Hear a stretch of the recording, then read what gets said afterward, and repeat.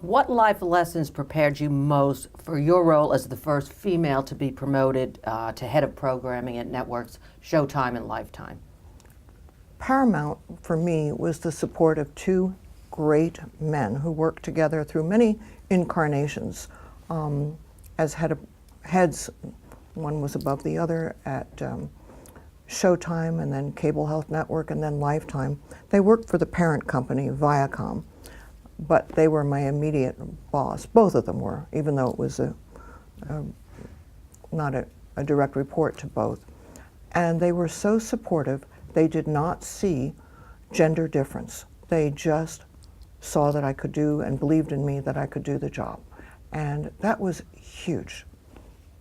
I didn't know how to do a lot of things, well, a huge amount of things.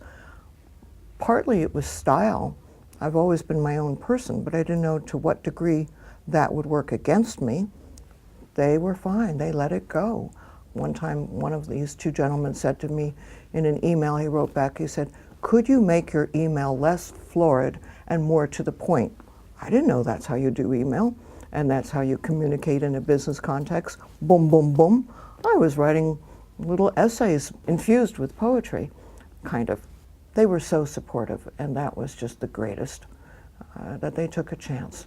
And then the chairman of the board of Viacom one day calls me up, Ralph Baruch, and he says, I was newly on the job, and no matter how far along you are, there are certain people who call you or who you meet where you feel, oh my gosh, this is really scary. And when he called, I thought, what have I done? Immediately, what did I do wrong?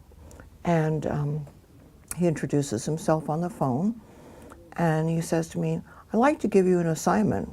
Anything at all? Of course, thank you. And my assignment was just so adorable, was he wanted me to be his eyes and ears when any of his executives were interviewing someone for a creative job. This is a company that is very diversified in syndication, network television. They made pilots, they made movies. I mean, they're all facets of entertainment.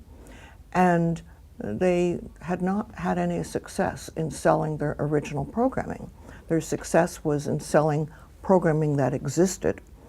It was spun off by from CBS as a distribution company, and they knew, Ralph Baruch knew that business of distribution of existing programming, All in the Family and just a whole lot of other CBS shows.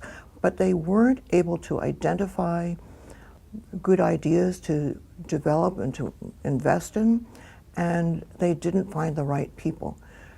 He says to me, "You're so colorful, I think you would be a better judge than any of the folks I have as to who would be able to be creative and give direction to our company."